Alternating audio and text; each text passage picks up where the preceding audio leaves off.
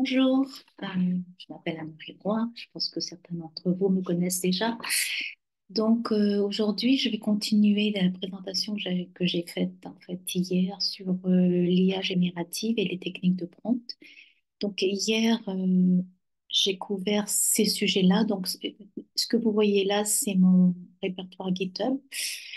Et donc hier, j'ai couvert ces sujets-là, les principes de les, les principes pour créer des prompts, des invites des prompts pour un IA. Et puis là, on a vu la partie itérative, comment développer un prompt qui va vous donner des résultats plus pertinents et justes. Ensuite, on a vu la synthétisation à partir d'un texte donné. Vous allez pouvoir lui demander vous allez pouvoir lui demander à votre IA de générer un résumé et puis voire même d'extraire certaines informations de ce résumé. Donc, ces trois notebooks font partie de ma première vidéo sur l'IA générative. Et aujourd'hui, je vais continuer avec ces trois autres notebooks. Donc, la, l'inférence, la transformation et puis l'expansion. OK? Donc, inférence, transformation, expansion. J'ai une autre. Je pense que j'aurai pas le temps de faire le chatbot. C'est la dernière euh, session sur l'IA générative. Peut-être, probablement que je la ferai dans une troisième session qui sera la dernière. Donc voilà. Donc tous ces notebooks que vous voyez là, en fait, viennent d'un cours en ligne le site en ligne s'appelle deeplearning.ai. C'est un site qu'a développé Andrew Ng, donc, qui est très connu en termes de chercheurs sur l'IA. Et donc, il a présenté un de ses cours et il a présenté en fait ce que c'est que l'IA générative à travers des prompts. Et c'est plutôt ciblé pour les développeurs et plutôt sur ChatGPT. Ok. Donc, sur ma première partie de vidéo sur l'IA générative, je vous ai mis le lien à ce cours, en sachant que ce que j'ai fait, c'est que j'ai repris ces notebooks de ce cours, je les ai, je les ai, je leur ai mis des notes personnelles qui me sont propres et que je pense qu'ils peuvent vous intéresser. Et j'ai fait quelques codes additionnels sur ces notebooks. OK. Donc, on va voir celui-ci, l'inférence. Et donc, c'est parti. On va regarder ce notebook. OK. Donc, je vais venir au tout début. OK. Donc, dans cette leçon, vous allez apprendre, en fait, à partir d'un texte donné, l'IA générative va vous permettre d'analyser ce texte et de vous donner un sentiment. Par exemple, est-ce que c'est positif ou négatif? OK. Ou alors, ça peut être ça peut être, donc ce genre d'afférence, vous pouvez l'avoir sur différents types de textes. Ça peut être sur des articles de journaux, ça peut être sur des tweets, ça peut être sur des revues de produits, etc. OK? Donc, dans le contexte de prompt engineering, hein, dans ce qu'on appelle la technique de prompt, la partie inférence va vous permettre en fait de donner au modèle la possibilité de tirer des conclusions ou de faire une interprétation ou encore de déduire certaines informations par rapport à un texte donné. OK? Donc, cela implique de bien façonner votre prompt, ok, crafting prompt, ça implique de bien façonner votre prompt et d'instruire le modèle d'aller au-delà le contenu explicite qui est dans votre texte. Ok, donc, il devra faire une inférence, d'où le mot inferring. Il devra faire une inférence pour dire, ben, ce texte-là, à mon avis, c'est un texte avec une connotation positive, négative, neutre, ce genre de choses. Ok. Donc, comment on façonne ce prompt? Déjà, ce qui est très important, et c'est classique pour tout ce qui est quand vous allez construire vos avis, vos prompts, c'est de donner des instructions vraiment explicites. Ok? Donc, le prompt doit clairement indiquer ce que vous voulez faire et éventuellement, vous allez pouvoir même aussi lui donner des directives pour lui dire et ben, à partir de ce texte-là, tu vas me donner une inférence sur ce texte. Donc là, c'est un notebook qui est en anglais. Donc en fait, il faudra faire attention à ces mots-là. Infer, donc faire une inférence. Deduce, ça veut dire déduire quelque chose. Ou faire une conclusion sur l'explication d'un texte. Ok. Donc ce genre de choses est important d'avoir ce genre de mots dans votre prompt. Ensuite, ce qui est important, c'est aussi la compréhension textuelle. Donc, en fait, cela implique que le modèle a besoin d'avoir un contexte, ok? Donc, de considérer un contexte. Et donc, on peut lui donner des informations sous-jacentes, ok? Pour qu'il puisse mieux interpréter votre prompt et vous donner une réponse plus pertinente. Ok. Autre information, c'est que vous allez pouvoir faire des requêtes spécifiques. Donc, par exemple, les prompts peuvent vous demander des questions qui nécessitent une inférence. Par exemple, quel est le sentiment de cette revue, de la revue suivante? Admettons que ce soit une évaluation de produit.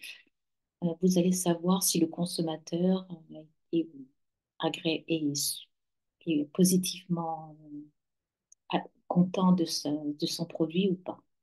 OK? Ou alors, ça peut être pourquoi le caractère au niveau d'une histoire, par exemple, on peut dire pourquoi le caractère a fait telle décision. OK. Et enfin, vous avez l'evidence-based reasoning, donc c'est un raisonnement à partir d'évidence. Donc, l'inférence peut être basée sur des évidences qui sont dans le texte. Il ne peut pas imaginer quelque chose qui n'est pas du tout dans votre texte. Donc, il faut que ça soit basé sur des évidences qui sont dans votre texte. Et les prompts peuvent guider le modèle pour expliquer son raisonnement ou citer des parties du texte qui vont supporter, qui vont donc déduire cette inférence. OK. Donc, on va avoir quelques exemples durant cette session. Et donc, typiquement, inferring, ça va être utilisé, beaucoup utilisé d'ailleurs dans sentiment analysis, l'analyse de sentiments. On va déterminer pour un texte donné, OK, est-ce que ce texte, c'est positif, négatif ou neutre. OK. Ça peut être des motivations et des intentions, donc on va comprendre les raisons pourquoi derrière un caractère ou une personne, les actions qui sont entreprises, par exemple dans un narratif. Donc on va pouvoir comprendre les motivations et les raisons. OK? Ensuite, on a les identifications de thèmes. Donc, on va pouvoir reconnaître les thèmes sous-jacents ou les messages de texte. Donc, par rapport à un texte, on peut demander à l'IA, eh ben, quels sont les thèmes sous-jacents derrière ce texte. Et puis enfin, vous avez l'analyse prédictive. Donc, c'est faire des prédictions basées sur un pattern ou c'est des tendances identifiées dans les données. Ok. Donc, ce genre de choses est pas mal. C'est là où on fait de l'inférence.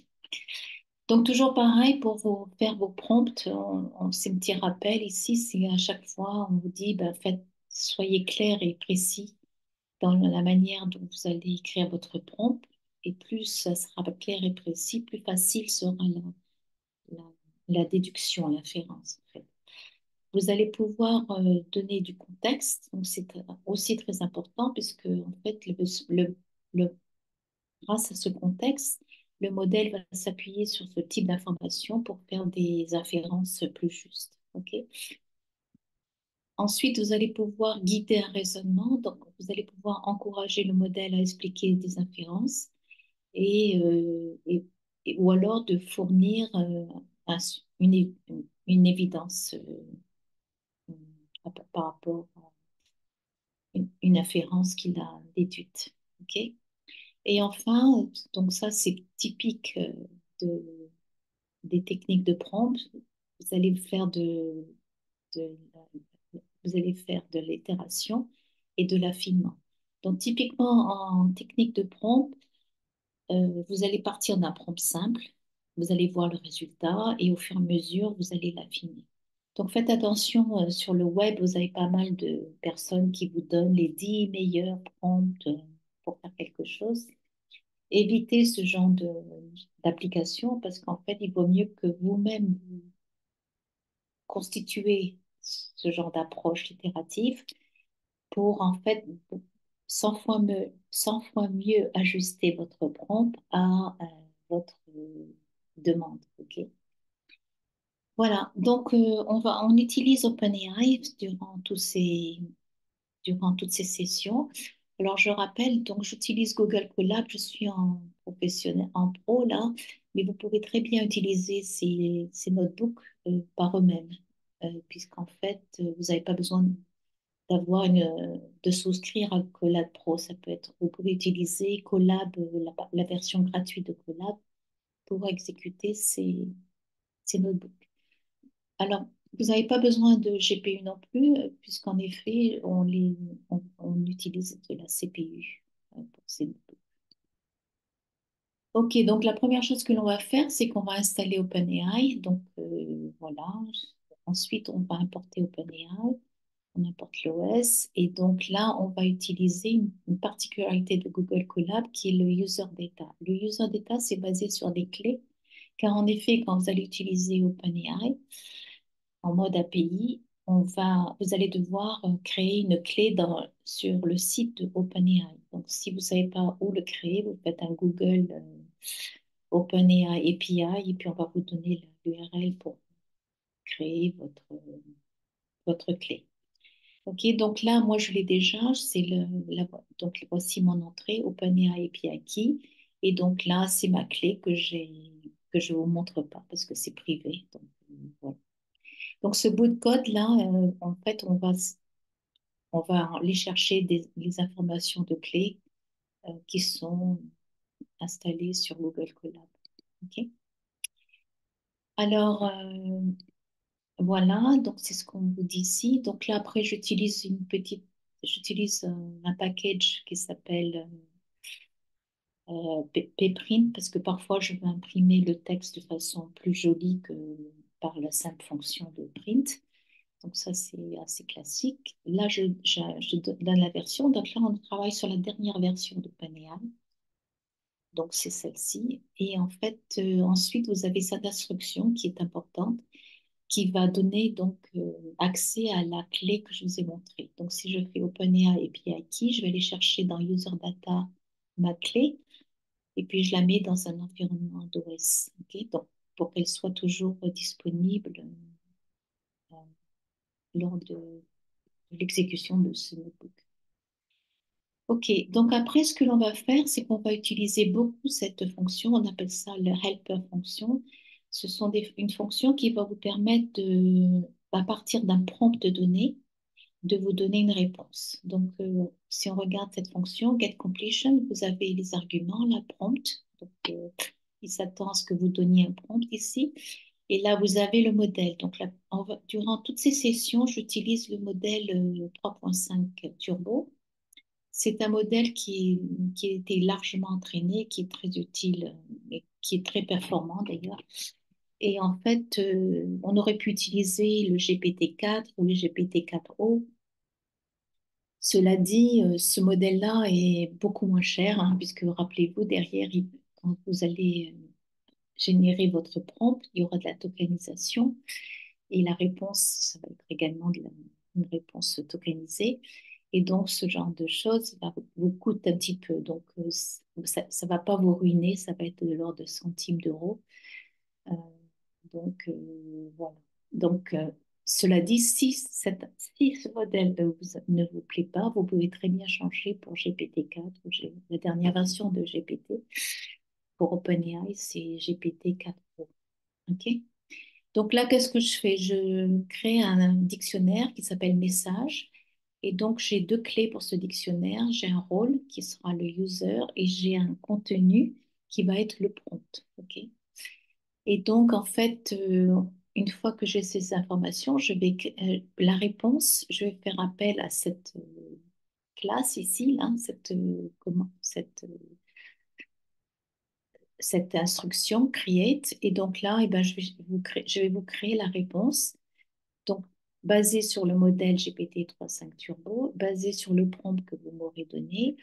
Et là, je vais utiliser une température. Donc, la température, c'est un mode de probabilité, statistique, qui, si j'ai une température à zéro, cela signifie que la réponse que l'IA va vous donner, elle sera la plus proche de votre prompt. Ok. Donc ça, c'est important d'avoir cette valeur zéro si vous voulez des réponses techniques, parce que vous voulez vraiment que ça soit ajusté à la réponse de votre prompt. Par contre, si vous écrivez une histoire, et puis en fait, vous voulez que cette histoire soit avec beaucoup de métaphores et d'allégories, etc., à ce moment-là, vous pouvez modifier la température à 1,7 ou 0,7 comme vous le souhaitez. OK, et donc au retour de cette fonction, on va avoir la réponse.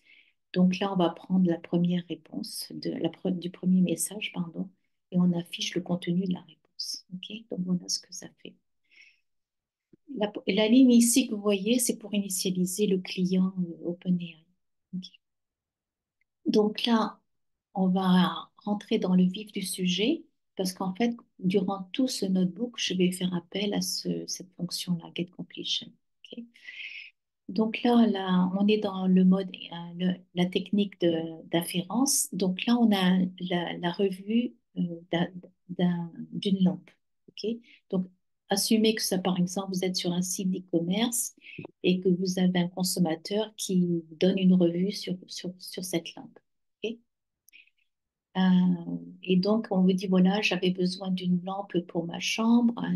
Et donc, voilà. Et puis, par contre, quand il a reçu cette lampe, le, le fil électrique, j'imagine, était cassé. Et donc, il a dû contacter l'entreprise pour leur demander de livrer une autre lampe. Donc, c'est ce qu'ils ont fait. Et donc, donc, par contre, quand il a reçu le deuxième colis, en fait, il y avait encore une, par- un- une partie qui était manquante. Et donc, il a contacté le support client. Le support client a été très rapide à leur résoudre son problème. Ils lui ont envoyé la pièce manquante. OK. Donc, voilà le texte de cette revue.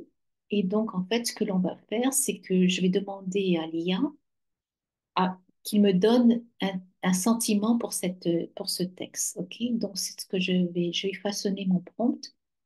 Et donc, je vais dire quel est le sentiment. Donc, voilà mon prompt. Donc, le prompt, j'en ai parlé en première session. Souvent, les prompts vont être délimités avec des triples quotes, là, ce qu'on a. Et donc là, ici, vous allez renseigner votre prompt. What is the sentiment of the following product review? Donc, quel est le sentiment de cette revue de produit? Et donc, on indique ici que, en fait, cette revue de produit, on va l'instancier, enfin la marquer plutôt, avec des triple backticks. Les triple backticks, c'est ça. Ok, c'est ça. Et pourquoi on fait ça? C'est pour vraiment mettre le focus uniquement sur cette revue. Si vous voulez, ici, vous avez le descriptif de votre prompt. Et là, ici, par les backticks, vous avez l'action que devra entreprendre l'IA par rapport à votre prompt pour faire quelque chose. Ok. Donc là, en fait, on va lui demander ben, quel est le sentiment de ce morceau de texte que vous avez ici. Ok. Donc là, on a terminé avec notre prompt. Vous voyez, on a un début de prompt ici et on a une fin de prompt ici. Et là, la revue de mon produit, je le mets je l'isole travers des backticks. Et donc là, j'ai une réponse, et la réponse, ben, c'est la fameuse fonction que je vous ai mise, en détaillée un peu plus haut, get completion. Donc là, on a besoin du prompt, et puis, euh, donc, vous voyez, get completion, le prompt, parce on va savoir que c'est sur du GPT 3.5 au niveau du modèle. Donc, on fait get completion du prompt, et le prompt va vous donner ce résultat. Alors, j'ai utilisé le pprint pour avoir une, une facilité de lecture de, sous ce bloc-là. Sinon, ça serait une ligne qui va aller un peu plus loin que ce qu'on voit ici. Ok, donc là, voilà, on dit bah, le sentiment de cette revue est positif. Ok, apparemment, le rédacteur de de de cette, euh, de ce produit, de cette revue est satisfait et avec la lampe qu'il a donc achetée en indiquant les dernières. Donc là, on a un peu plus d'informations sur la satisfaction du, de la personne qui a évalué ce produit. Ok. Par contre, ce que j'ai envie uniquement d'avoir, c'est est-ce que c'est positif ou négatif. Je ne veux pas voir ce qui suit derrière, parce que là, il vous donne du contexte. OK? Donc là, je veux dire, eh ben non, dis-moi si c'est positif ou négatif. Donc ça, c'est l'objet de mon deuxième prompt. Donc, toujours pareil, on me demande d'analyser le sentiment par rapport à cette revue. On indique que le texte qui devra évaluer, c'est la preview en partie. Et si on lui indique, donne-moi en fait en un seul mot, est-ce que cette revue est positive ou négative? Et donc, quand vous faites ceci, ben, il va vous dire, OK, cette revue du client, de ce produit pour ce client en question, cette revue est positive. OK? Alors, ici, on va identifier, on peut identifier également pour ce même texte, on peut identifier des listes d'émotions. OK? Donc là, on va lui dire, eh ben, identifie une liste d'émotions que l'évaluateur a donné pour ce produit. OK? Et puis, on lui demande d'inclure pas plus de 5 items, OK, dans une liste. OK? Et, et donc, on veut que tous ces items qui vont être mis dans cette liste soient en lowercase, en minuscule. OK? Et donc séparés par des virgules. Et donc, quand on lance ce prompt, donc toujours pareil, un get completion prompt, on a notre limp preview ici, et ben il va vous donner donc happy, satisfied, grateful, impressed and content. Ok, donc c'est les sentiments qui ont été déduits à partir de la description de cette revue par un consommateur. Maintenant, ce que je peux faire, c'est identifier la colère. Donc, je peux dire, donc, toujours pareil, on retrouve notre revue de lampe, là. Et puis, donc, là, je veux dire, est-ce que l'évaluateur a exprimé de la colère par rapport à cette revue, de lamp review? Et, et on lui demande de répondre par oui ou par non. OK? Donc, là aussi, on limite. Et donc, là, il vous dit, bah non, il n'y a pas eu de colère exprimée. OK? Donc là, ce qui est intéressant également, c'est que vous allez pouvoir extraire de votre texte des informations telles que ben, l'article en question, l'entreprise qui a créé cet article, etc. Donc, on reprend notre prompt et là, on va lui dire, ben, identifie les articles de cette revue de produits. Donc, on veut avoir l'article qui a été acheté par l'évaluateur. Et puis, on veut également connaître l'entreprise qui a créé cet article. Et donc, on indique toujours pareil que on isole notre limp preview par les backticks. Donc, vous les voyez ici, hein, ces backticks.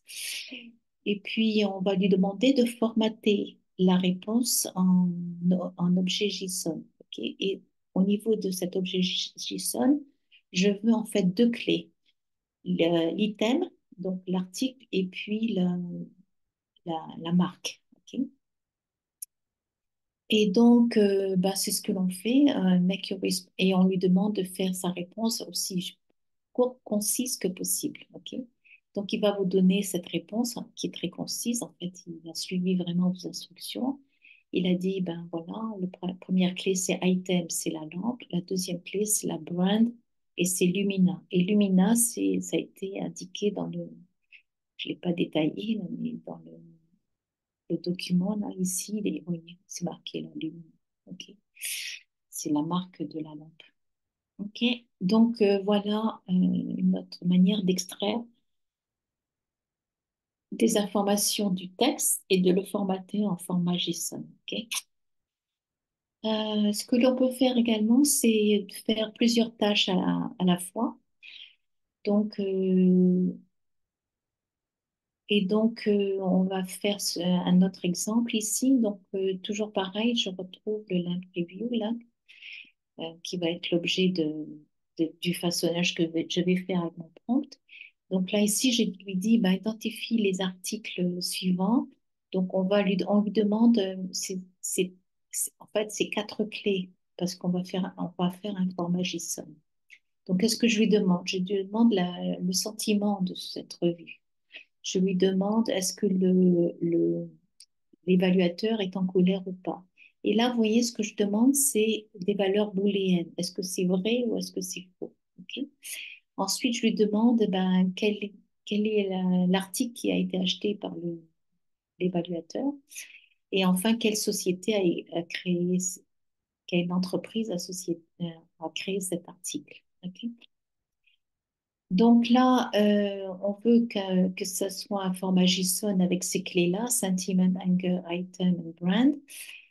Euh, et donc, on lui indique aussi, ce qui est très important, c'est que s'il ne trouve pas d'information par rapport à une clé donnée, eh ben, il va mettre la valeur unknown dans la clé. Ok. Donc, de nouveau, on lui rappelle que sa réponse soit aussi concise que possible. Et on lui rappelle également que pour la clé hanger, on veut vraiment des valeurs booléennes. Ok. Donc, true or false. Donc là, vous avez le résultat, donc get completion. Et donc là, vous avez sentiment, c'est positif. Anger, c'est false. La- L'article, c'est lamp. Et le brand, c'est lumineux. Et notez que pour anger, vous voyez, c'est pas un string que j'ai, c'est vraiment une valeur booléenne qui a été mise dans l'objet JSON. Ok. Donc ça, c'est très important parce que cet objet JSON, éventuellement, vous pourriez faire des traitements annexes en Python et donc avoir une bonne évaluation booléenne de la clé Anger. Ok.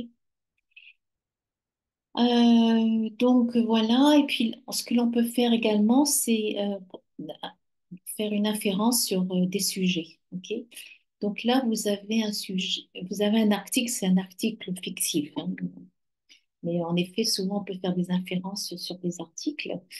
Et donc, ici, on a un article d'une enquête qui a été conduite par le gouvernement américain sur les employés du secteur public. Et il se trouve que les employés qui travaillent à la NASA sont extrêmement satisfaits de leur job. Donc, ils ont un taux de satisfaction de 95%.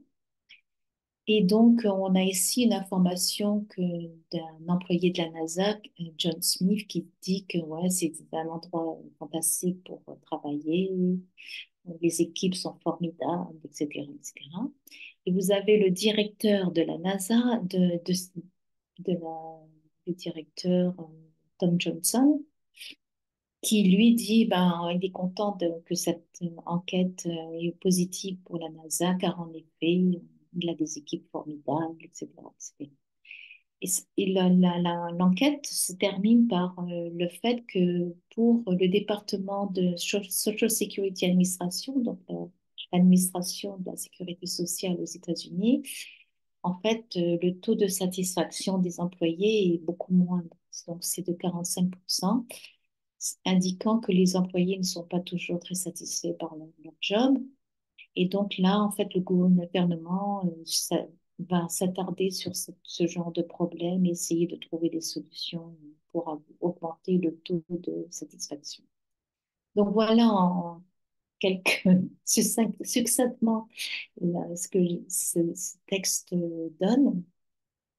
Et donc, à partir de ce texte, je vais lui demander que, par le biais de mon prompt, qu'il me donne 5 sujets à partir de ce texte, qu'il m'en déduise 5 sujets à partir de ce texte. Donc, c'est ce que je fais ici. Je vais lui dire, eh ben, détermine les 5 sujets qui sont le plus discutés dans ce texte. Et donc, le sujet, c'est le story. OK, c'est ce que je viens de vous détailler, là, story. Et donc, on veut que chaque sujet soit seulement 1 ou 2 mots, pas plus. OK? Et on lui demande de formater cette réponse avec des virgules. Donc là, c'est une liste. Donc en fait, quand j'ai exécuté ce code-là, en fait, il m'a donné c'est une liste numérotée en fait. Donc j'ai pas le. Donc on a le survey, le job satisfaction. Donc tous ces sujets sont bien, c'est correct, ils sont bien référencés dans cette histoire, dans cet article. Donc le survey, satisfaction, la NASA, Social Security Administration and Government Pledge. OK? Donc, si vous voulez vous avez une autre manière de voir la réponse avec ces différentes segmentations. OK. Maintenant, ce que je vais faire, c'est que je vais créer une liste.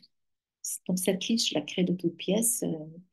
Ça va être la NASA, Local Government, Engineering, Employee Satisfaction, Federal Government, etc.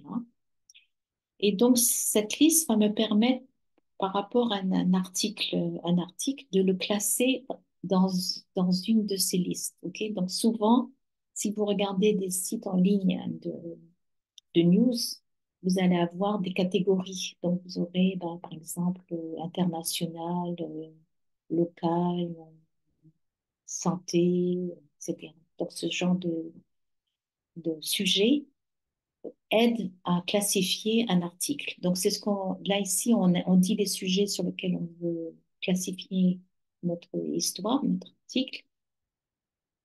Et maintenant, on va reprendre notre prompt. Donc, on reprend notre story ici. Et on va lui demander, ben, détermine quels sont les sujets que- qu'il qu'il fait et on lui demande qu'il donne un compte. Donc là, on récupère les sujets. Et puis là, ce que l'on va faire, c'est que on, euh, comment dirais-je? Donc là, on récupère les sujets. Et là, ce que l'on va faire, le bout de code que l'on rajoute, c'est de dire, bon, eh ben, on imprime la réponse. Mais par contre, ce que je vais faire, c'est que tous les sujets, je les mets en minuscules, hein, parce que vous avez NASA qui est en majuscule. Je vais les mettre en minuscules. Et ensuite, qu'est-ce que je vais faire? Eh ben, je vais compter combien de fois un sujet apparaît par rapport à cette classification de sujets que j'ai mise ici, dans mes topic list. Donc, c'est ce qu'on fait là, topic count. Et donc là, je vais faire topic, c'est les sujets, un compteur de sujets. Donc, on va faire une for loop là, et on va voir eh ben, combien de fois cet article est référencé dans ces sujets. Donc là, on a un article, donc c'est assez facile. Et par contre, en fait, vous voyez, quand je regarde le résultat, là, donc là, c'était nos sujets. Donc, vous voyez, le topic count, déjà, NASA, c'est déjà en minuscule. Et vous voyez, NASA, on a un, parce qu'en effet, on a parlé de la NASA. Local government, on a 0. Là, c'est le gouvernement fédéral, donc c'est pas le local. On ne parle pas d'ingénierie. On parle donc, satisfaction employée, donc c'est un. Et on parle de government, federal government. Est-ce qu'on en parle? On ne parle pas de federal government. On dit, voilà, government. Si vous mettiez federal government, probablement qu'on aurait un ici. OK? Est-ce que je suis?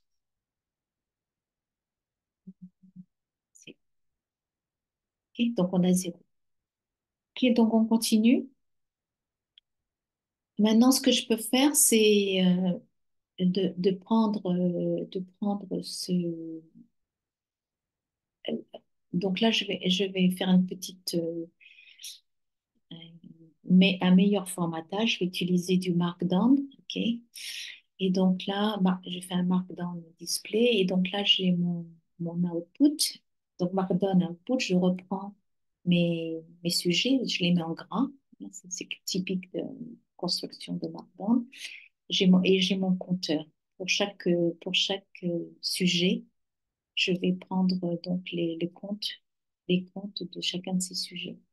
Donc là, on va voir, quand je fais un display du Markdown, donc on voit que tous les items sont en caractère gras. Et donc là, eh ben, on retrouve les valeurs que j'ai mises au-dessus. Donc, NASA, c'est 1, Local Government, c'est 0, Engineering, c'est 0, Employee Education, c'est 1, et Federal Government, c'est 0. OK?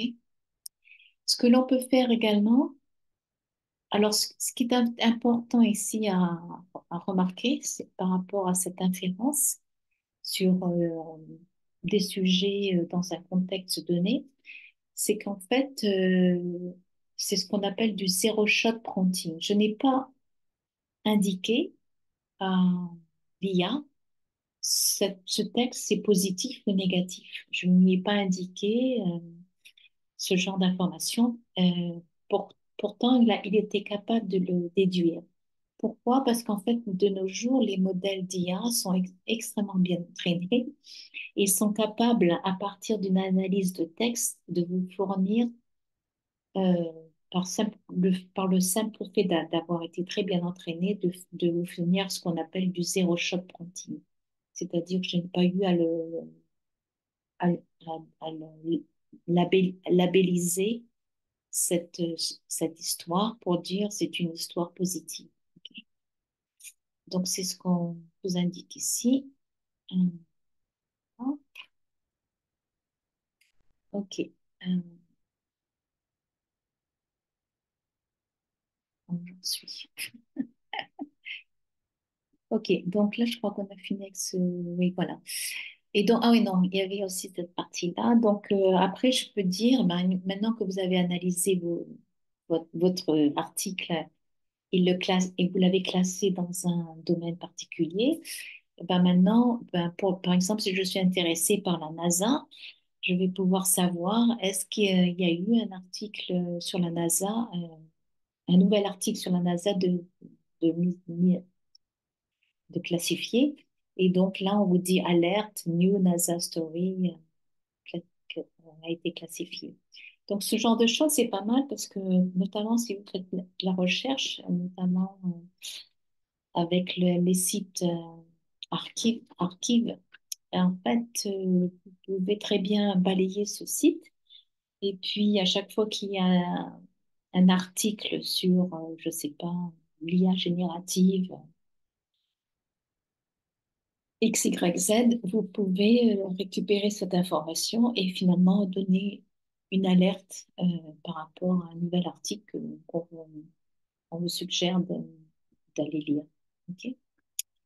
Ici, on a un autre. Alors, donc là, jusqu'à présent, on s'est occupé du texte. Là, ce que l'on va faire, c'est que on peut très bien utiliser un format JSON au lieu d'une liste. Ok. Donc, c'est ce que l'on fait ici. Donc là, toujours pareil, j'ai mis 5 sujets qui ont été discutés dans ce texte-là. Et je vais dire, bah, tu vas formater ta réponse en tant qu'objet JSON. Ok. Donc, et ça sera plus une liste comme on l'a vu auparavant. Ok. Et donc, voilà ce qu'il va faire. Donc, on va faire un get completion prompt. Je récupère ma réponse. Je récupère mes informations. Et donc là, je suis je vais faire un JSON. Donc, ça signifie que vous avez importé JSON.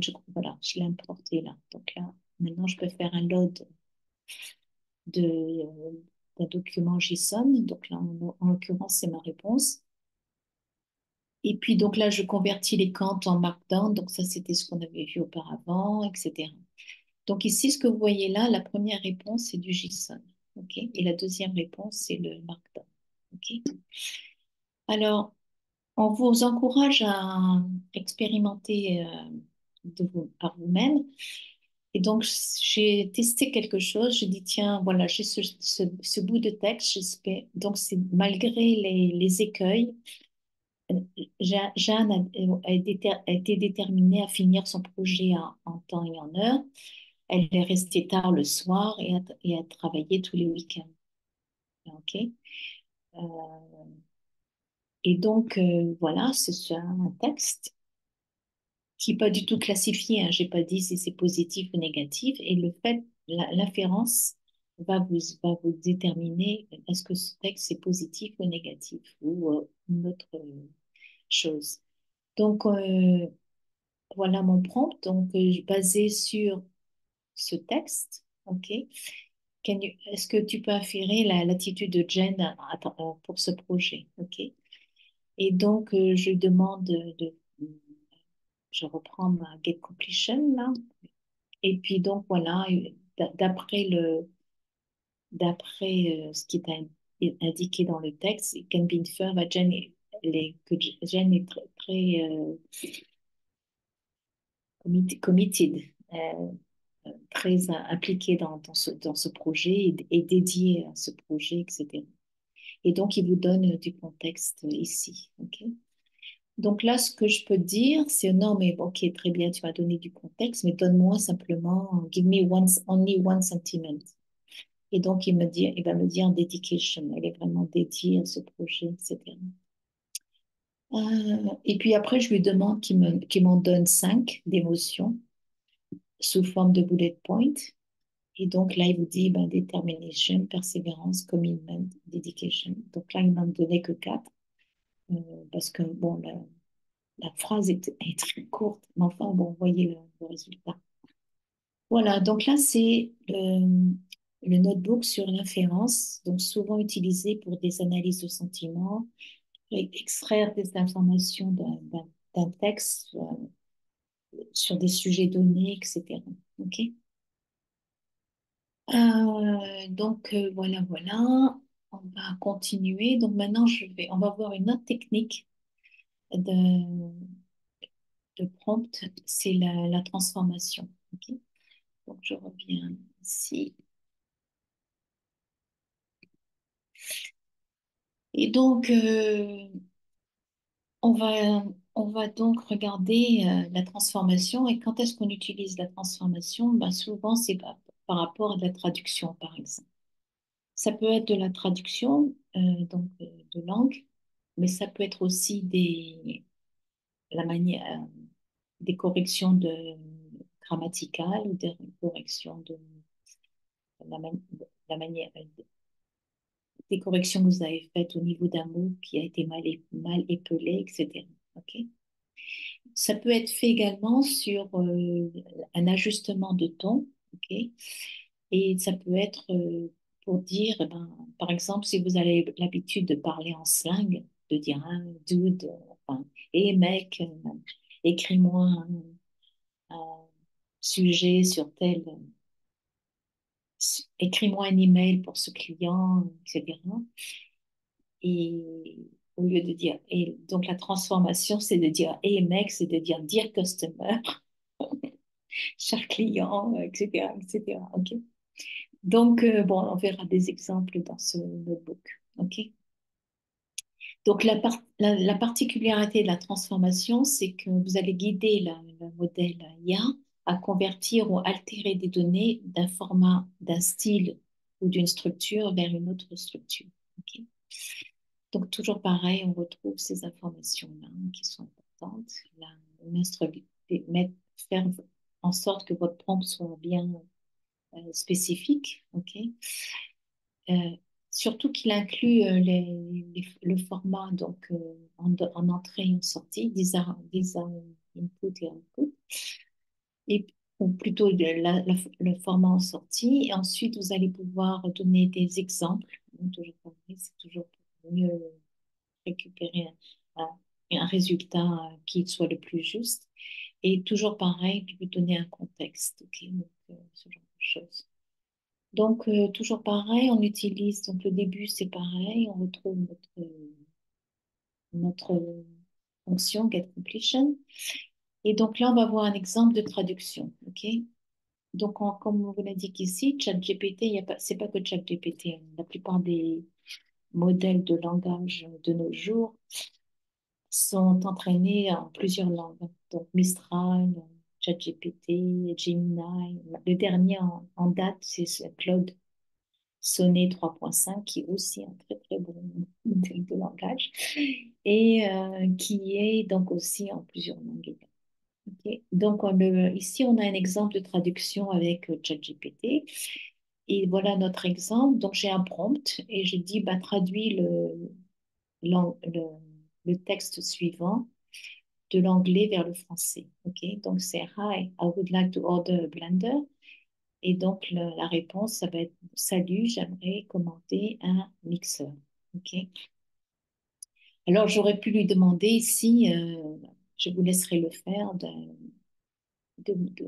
donner un ton formel. Au lieu de salut, on aurait dit bonjour.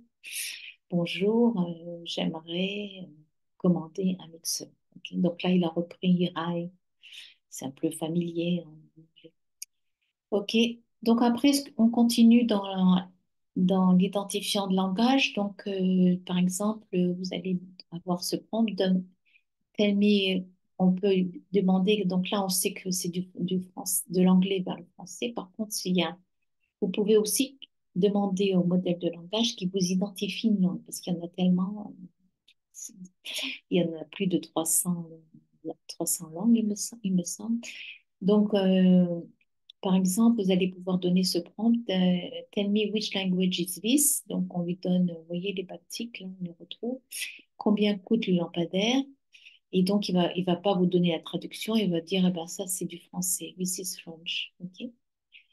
Donc là, j'ai voulu faire un autre exemple. Donc ça, c'est moi qui l'ai ajouté. Toujours pour identifier une langue. Donc là, j'ai rentré ce genre d'informations. Et là, on me dit que c'est en bengali. Euh, c'est le même. Combien coûte le lampadaire en bengali? Et puis là, pareil. Là, je lui demande d'identifier cette langue. Et donc là, il va me dire, eh ben, c'est du tagalog. OK. Alors, ce qui est intéressant également, c'est que vous pouvez très bien faire des traductions multiples, ok? Y compris même un dialecte. Ok. Donc, par exemple, je dis traduis le texte suivant du français en espagnol et puis de l'anglais en English Parrot.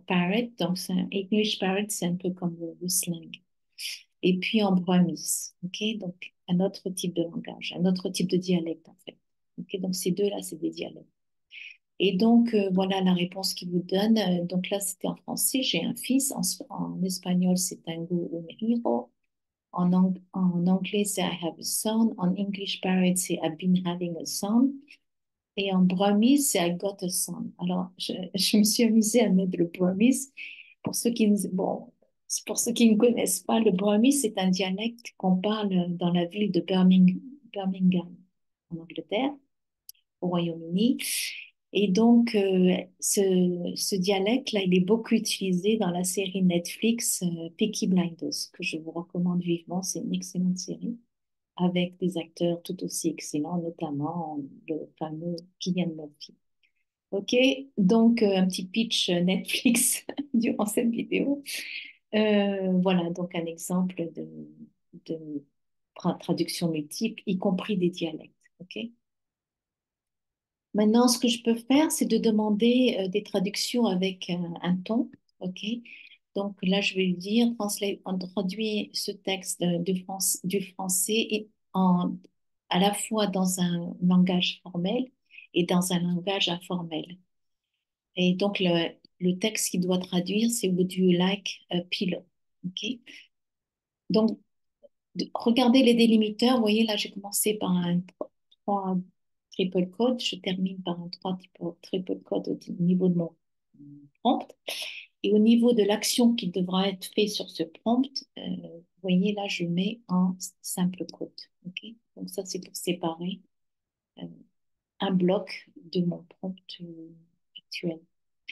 Donc là, le formal, c'est souhaitez-vous commander un oreiller et le informal, c'est est-ce que tu veux commander un oreiller?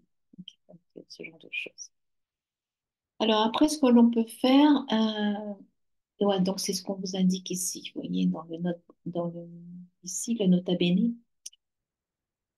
Votre prompt est en triple quote, ok, et la section qui devra être prise en compte, c'est celle-ci, en, en, en backtick, ok. Donc là, on a un seul backtick pour ce prompt. Et voilà. Donc après, on a un traducteur universel. Donc imaginez que vous êtes responsable informatique d'une société multinationale de commerce en ligne. Et donc, vous avez des utilisateurs qui vont vous soumettre des messages par rapport à leur propre langue. Donc, si vous êtes aux États-Unis ou en Angleterre, au Royaume-Uni, ça va être l'anglais. Sinon, si c'est en France, ça sera le français. Si c'est en Espagne, l'espagnol, etc., etc. Et donc, le but, c'est pour votre personnel de leur faciliter l'exploitation de ces problèmes techniques, donc de ces messages techniques dans leur langue et les traduire en anglais, par exemple. Donc, vous avez un exemple ici, par exemple, là c'est en français, la performance du système est plus lente que d'habitude. Ok, donc on vous donne une traduction ici. Après, mon moniteur a des pixels qui ne s'allument pas. Ici, c'est ma souris ne fonctionne pas. Ici, c'est mon clavier est cassé. En fait, et la touche de contrôle de mon clavier est cassée. Et là, c'est en chinois simplifié. Là, c'est mon écran et clignote. OK? Donc voilà ce genre d'informations. Et donc là, voilà les messages que vous recevez. Et vous pouvez très bien aller dans une boucle fort. Et donc, on a donc issu, on va aller à travers cette liste, user message, et puis on va donc voir on va le demander, première chose, c'est on va demander que sur quelle langue, dans quelle langue ce problème, ok? Donc là, ça va être du français, par exemple. Et puis ensuite, on va lui demander de traduire le, le message en anglais et ensuite donner la langue d'origine du message. Ok. Donc voilà l'exemple. Donc le message d'origine, c'est du français. La performance du système est plus lente que d'habitude. Et en anglais, c'est le system performance is slower than usual. Et donc là, oui, dans le prompt, on indique également de traduire le texte non seulement en anglais, mais en coréen. Donc, vous avez également le coréen ici, pour chaque message. OK. Donc, pour l'espagnol, etc., etc. OK. Donc, en fait, dans ce bout de code que vous avez, le message d'origine est inclus dans le message, hein, original message. Et puis ensuite, il va être traduit, on va identifier dans quelle langue il est. OK. Vous voyez, ça, on a italien, on a Spanish, on a French. Et ensuite, on va le traduire en anglais et en coréen. OK. Et donc, on vous demande de faire des essais avec cette technique de transformation. Et donc là, euh, euh, donc là, je vous laisserai faire ce genre de choses. Je continue dans le notebook. Donc là, on peut également travailler sur une transformation au niveau du ton. Et donc, par exemple, je vais dire, ben, traduis ce message qui est en slang, donc en argot, en, en tant que lettre de business letter. OK? Donc là, vous voyez, c'est dude, this is Joe, check out this spec on this standing lamp. Donc, c'est pas très formel. Et donc, la réponse va être de dire, Sir, Madame, I am writing to bring you to your attention the specific specification of standing log, etc. Donc, on a une réponse beaucoup plus formelle pour du style, hey mec, c'est Joe, regarde la fiche technique de cette lampe. OK. Donc, euh, donc là, vous voyez, c'est I believe, maybe interest to you. OK. Euh, tout spécifique. Bon, enfin, voilà, c'est le message. OK. Donc, ce qu'on peut faire également dans toujours la transformation, c'est que j'ai un format et ce format, je vais pouvoir le transposer dans un autre format. Par exemple, vous avez un format JSON en réponse et ce format JSON, vous voulez le transposer en HTML. OK. Donc, c'est ce qu'on vous donne ici comme exemple. Voilà votre format JSON, donc le restaurant employé. Donc, vous avez le nom. Donc là, on a le nom et le nom des employés et leur email. Ok, nom des employés, email. Ok. Et donc après, on lui demande, eh ben, au niveau de mon prompt, de prendre mon data JSON que vous avez juste au-dessus, hein, c'est celui-là. Et donc, on va lui demander de le transposer de JSON à HTML. Et donc en conservant, donc en faisant une table avec les, les en-têtes de colonnes et les titres. Ok. Donc voilà le format HTML. Ok. Et donc je peux utiliser un package Python qui s'appelle display, IPython display, dans lequel je peux demander qu'il affiche tout ce genre de choses. Donc là, on est plutôt intéressé par l'HTML. Donc si je fais display HTML response, vous voyez, j'ai le titre là, name, j'ai l'email ici et j'ai les trois employés avec leur email. OK? Donc sous forme de table.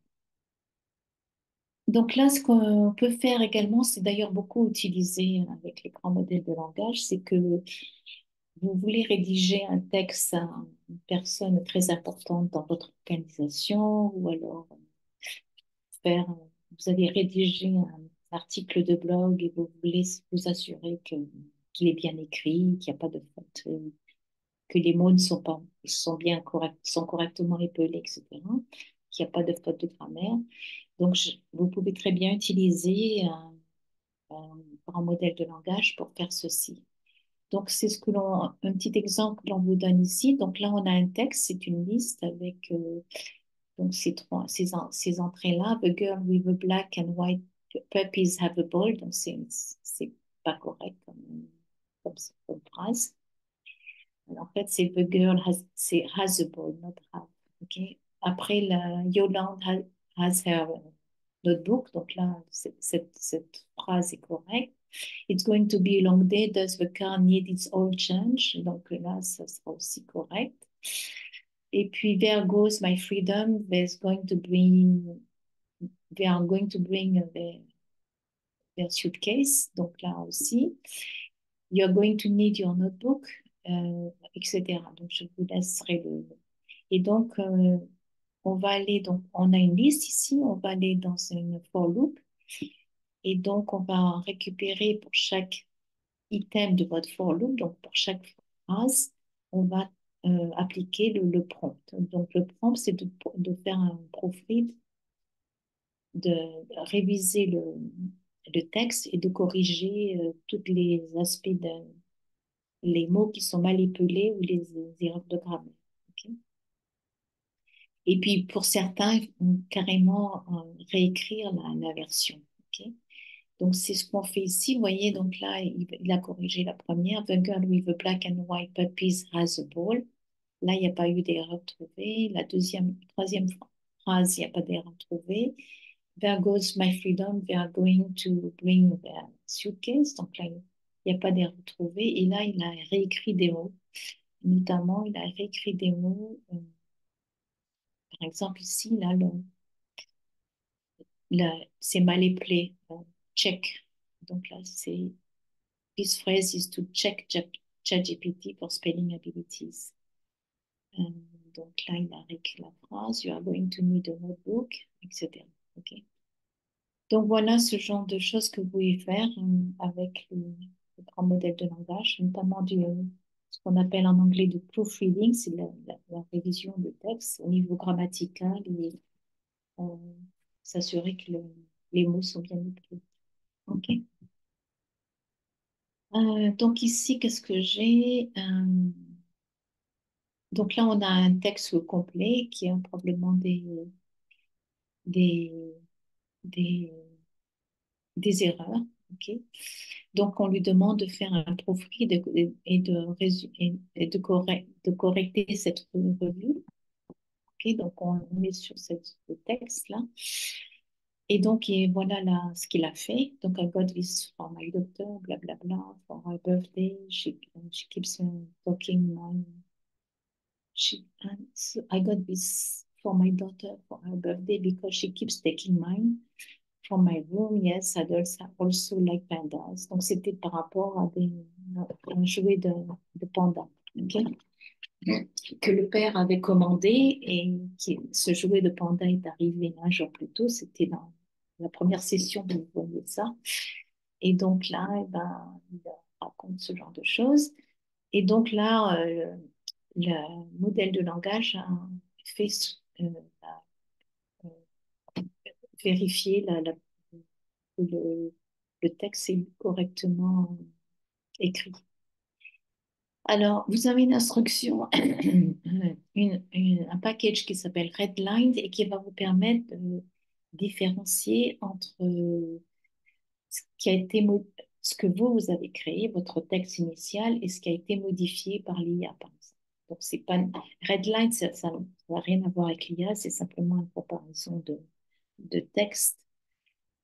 Et donc, j'ai essayé pour vous avec Google Colab et Google Colab ne donne pas ce genre d'informations. Enfin, ça n'a pas marché. Alors, finalement, voilà normalement ce que vous auriez dû avoir. OK, donc I got, au lieu de got, je crois que c'est. OK, donc I got, bon, enfin voilà. Il a modifié ce genre de choses. Donc, Redline, ça vous permet d'identifier. Donc, là, c'est un exemple que j'ai fait, que j'ai pris sur le web, mais qui fonctionne pas avec Google Colab. Donc, dans lequel, eh ben, vous avez le texte original et la réponse. Et donc, on va pouvoir faire une différence entre le texte et la réponse et d'afficher la différence, OK, à travers les redlines. Donc là, on aura en différence entre ces deux textes, on aura un modifier au lieu de original. Mais bon, ça ne marche pas. Alors attendez, je vais vérifier sur GitHub parce qu'en fait, j'ai cherché ces fichiers-là dans GitHub.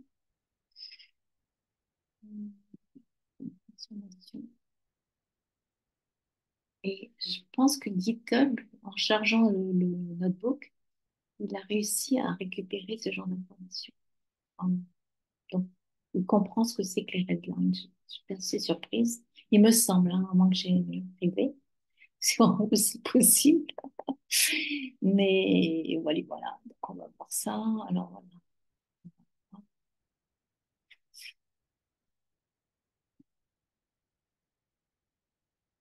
Ouais, vous voyez, il a donc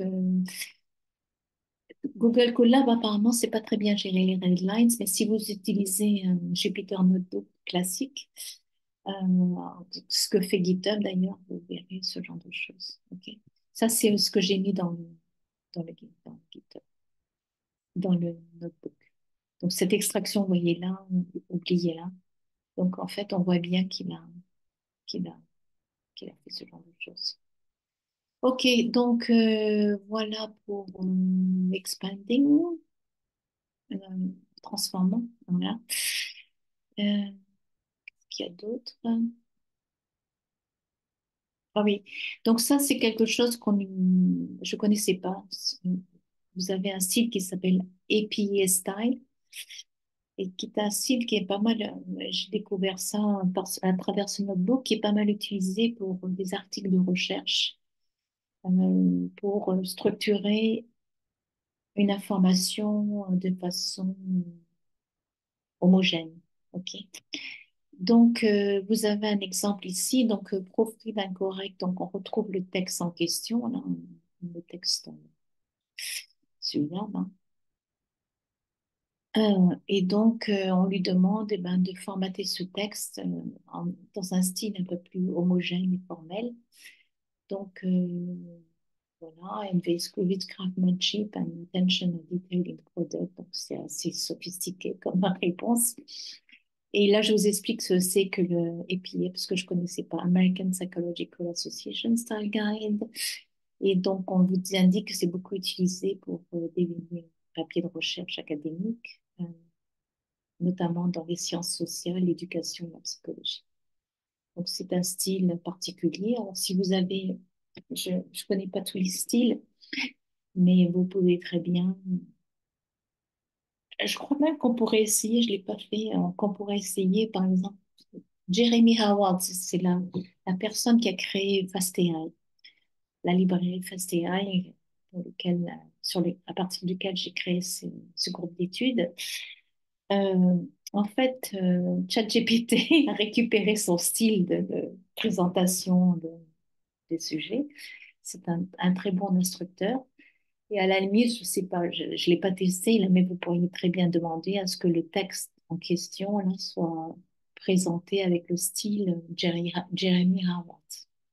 Parce qu'en fait, ChatGPT connaît Jeremy Howard. Alors, je suis pas, j'ai pas testé, je sais pas si la version 3.5 le connaît. Mais par contre, à partir de 4, le style d'instruction de Jeremy Howard est connu. OK? Voilà, donc après, vous avez une section Try it yourself. Donc, j'ai essayé moi-même quelques informations. Donc là, c'est des exemples assez simples. Je dis, ben, transforme cet HTML en JSON. Donc, voilà mon contenu HTML. Et donc là, voilà mon prompt. Et mon prompt, c'est de transformer cette liste HTML en JSON array. Et donc, j'indique que le document HTML qui est suivi, HTML content, il est en triple backtick. OK? Et donc, eh ben, voilà, il va vous donner. Donc là, qu'est-ce qu'on lui avait demandé? Oui, là, on était sur de l'HTML. Et là, donc là, vous avez votre réponse en JSON. Et donc, ce que je peux faire également, c'est transformer un format Markdown en JSON. Donc là, bah, je reprends ma librairie display, iPad and Display. Donc là, je fais Markdown. Et donc là, je dis, ben, Apple, donc là, j'ai cette liste d'items, Apple, banana, cherries. Et donc là, eh ben, je vais aller, je vais faire une boucle, une for loop. Et donc, je récupère chaque item et je les affiche en tant que Markdown ici. OK. Ok, donc là, bon, voilà, c'est ce genre de choses que. Donc, vous voyez que les transformations peuvent être de différentes natures. Ok, donc ça peut être utilisé pour la traduction, ça peut être utilisé pour la transformation de ton, hein, ça peut être utilisé pour des conversions euh, entre des formats de conversion, hein, de différents formats. Ça peut être beaucoup utilisé d'ailleurs au niveau du proofreading, au niveau de la révision de votre texte. Donc voilà, ce genre de choses que vous pouvez faire avec cette technique de transformation. Alors, on va voir le dernier notebook, le Expanding. Je regarde ça ensemble. Donc ici, dans ce notebook, ce que l'on fait, c'est que vous avez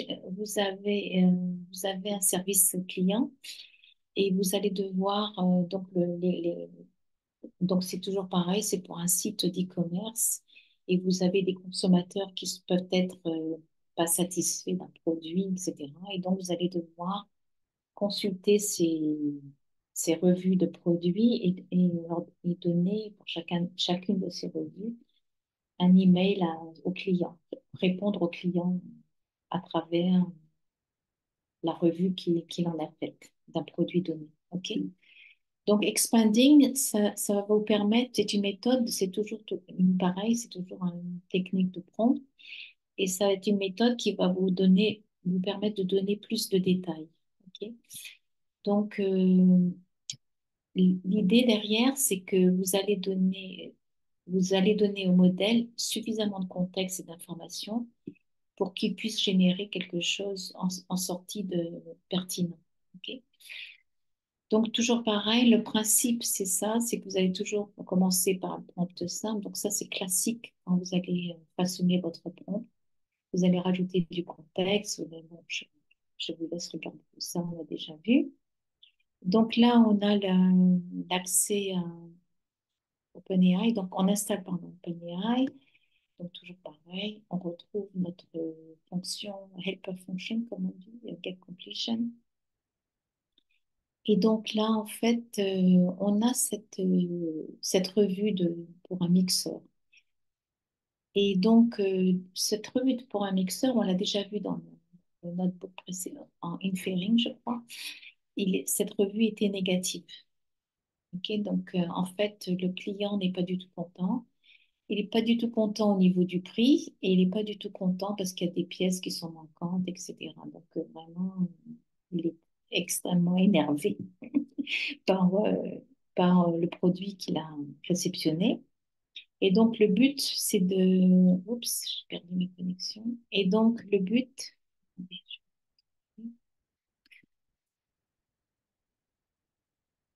Et donc, le but, c'est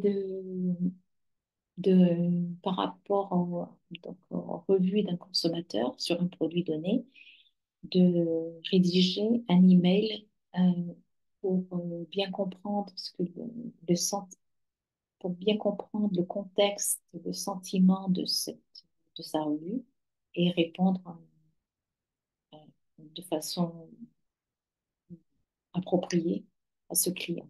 Ok. Donc là, on a notre revue et puis donc là, on va donc rédiger un email à ce client et donc en sachant que la réponse, le sentiment qui a été déjà détecté, c'est que c'est un sentiment négatif. Ok. Donc là, on dit dans le prompt donc ça c'est pour le support client. On dit, ben, vous êtes un assistant d'IA du service client. Euh, Votre tâche est d'envoyer un email pour répondre à votre client. Donc, on lui donne l'email, ok, et donc, l'email sera délimité par les triple ticks, là, et on va générer donc une réponse pour remercier le client de sa revue. Et si le sentiment est positif ou neutre, on le remercie pour sa revue. Si le sentiment est négatif, eh ben, on s'excuse et on suggère qu'il devra s'adresser au service client pour résoudre beaucoup mieux son problème. Ok. Euh, et donc, on lui demande d'écrire de façon concise et sur un ton professionnel. Et donc, on lui demande, ça c'est important, c'est-à-dire qu'il faut vraiment que vous indiquiez au client que c'est pas quelqu'un qui a généré cet email, mais que c'est un IA. Ok. Donc, par respect du client, vous devez indiquer que finalement cet email est un email généré par l'IA. Ok, donc là, il va s'appuyer sur quel type d'information? Le customer review. Ok. Et puis donc le sentiment, on le savait déjà, ce qui est négatif. Ok, donc il va s'appuyer sur ces genres d'informations. Et à partir de ça, il va créer sa réponse. Donc, on lui a dit de créer un email, donc il va faire dire value customer, thank you for taking the time to share, blablabla.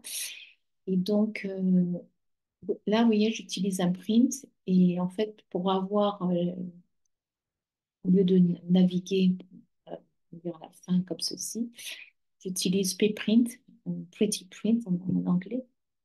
Et donc, je dis, bah, dear value customer, thank you for taking the time to share the detail, blah, blah, blah. If you have any Donc, on lui suggère, donc, vous voyez, ça c'est important. Apologize for any, donc, on s'excuse pour les, les, les problèmes que vous avez rencontrés et on vous suggère de contacter le support client, etc. Voilà. Donc, vous voyez, on répond de façon, avec un ton professionnel et on signe par un AI Customer Agent. Ok. Donc là, le client va savoir que c'est un IA qui a répondu à ce genre de choses. Ok. Voilà. Donc là, on fait un petit aparté sur la température parce qu'on va l'utiliser un peu plus tard.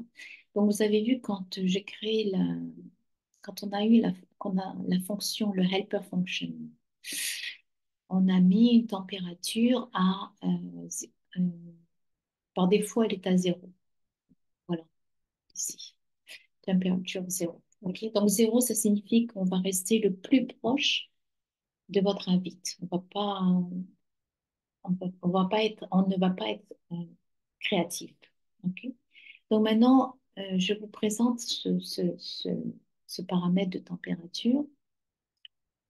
Donc, je vous laisse le notebook, donc vous allez pouvoir le voir à loisir.